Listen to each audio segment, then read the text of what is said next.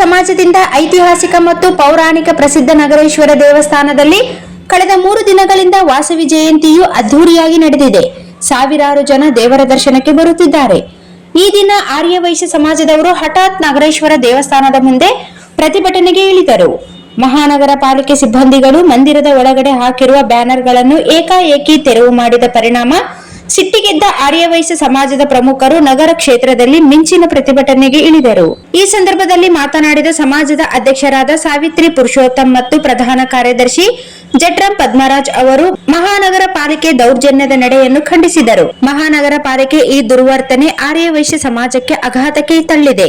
ಏಕಾಏಕಿ ಮಂದಿರದ ಒಳಗಡೆ ಬ್ಯಾನರ್ಗಳನ್ನು ಕಿತ್ತಿ ಬಿಸಾಡಿದೆ. ಇದು ಸಹಿಸಲು ಸಾಧ್ಯವಿಲ್ಲ. ಆರ್ಯವೈಶ್ಯ ಸಮಾಜ ಇದರ ವಿರುದ್ಧ ಉಗ್ರ ಪ್ರತಿಭಟನೆಯನ್ನು ಯಾವ ಹಂತಕ್ಕೆ ಬೇಕಾದರೂ ತೆಗೆದುಕೊಂಡು ಹೋಗುತ್ತದೆ ಎಂದು ಎಚ್ಚರಿಕೆ ನೀಡಿದರು. ಮಹಾನಗರ ಪಾಲಿಕೆಯು ಸ್ಥಳಕ್ಕೆ ಬಂದು ಕ್ಷಮೆ ಯಾಚಿಸುವವರೆಗೂ ಮತ್ತು ಬ್ಯಾನರ್ ಪುನರ್ ಅಳವಡಿಸುವವರೆಗೂ ಪ್ರತಿಭಟನೆ ನಡೆಯುತ್ತದೆ ಎಂದು ಎಚ್ಚರಿಸಿದರು. ಈ ಸಂದರ್ಭದಲ್ಲಿ ಮಾತನಾಡಿದ ಪ್ರಧಾನ ಕಾರ್ಯದರ್ಶಿ ಜಟ್ರಾಂ ಪದ್ಮರಾಜ್ ಅವರು ಮಹಾನಗರ ಪಾಲಿಕೆಯ ಈ ದೌರ್ಜನ್ಯ ಸಹಿಸಲು ಸಾಧ್ಯವಿಲ್ಲ ಎಂದರು.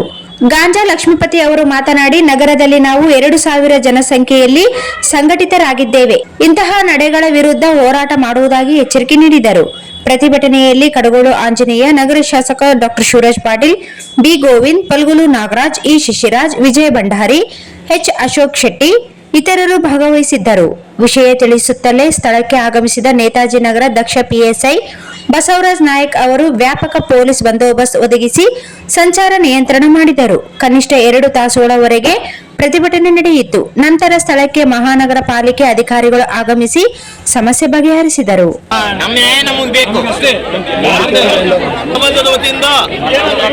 ವರ್ಷದ ವಾಸವಿ ಜಯಂತಿ ಆಚರಣೆ ಸಂಭ್ರಮದಲ್ಲಿ ನಮ್ಮ ದೇವಸ್ಥಾನದಲ್ಲಿ ಇರ್ತಕ್ಕಂಥ ಜಾಗದಲ್ಲಿ ಬ್ಯಾನರ್ ಹಾಕಿದ್ರು ಕೂಡ ತೆಗಿತಾರೆ ಅಂತಂದ್ರೆ ಎಷ್ಟು ದೌರ್ಜನ್ಯ ಇವ್ರದ್ದು. ಅಂದ್ರೆ ವೈಶ್ಯ ಜನಾಂಗ ಅಂದ್ರೆ ಇವ್ರಿಗೆ ವ್ಯಾಲ್ಯೂವೇ ಇಲ್ಲ, ಸಂಬಂಧ ಇಲ್ಲ.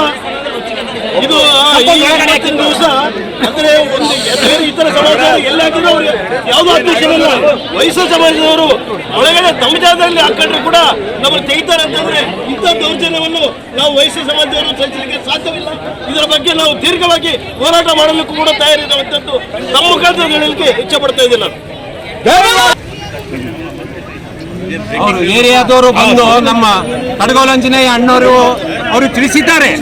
ಬೇಡ ಅಂತಂದು ಶಿಶಿರಾಜು ಕಡಗೋಲಂಜನೇಯ ಅವರು ಇಬ್ರು ತಿಳಿಸ್ಲಿಕ್ಕಾಗಿ ನೀವು ಅವ್ರನ್ನ ಕೇರ್ ಮಾಡ್ಲಾರ್ದಂಗೆ ನಮ್ಮ ಜಾಗದಾಗಿದ್ದು ಅವು ಎಲ್ಲ ಕಿತ್ತಿ ಹಾಕಿ ಹೋಗ್ಯಾರ. ಹೇಳಿದ್ರು ಕೇಳಲಿಕ್ಕಿರ್ಗಿಲ್ಲ.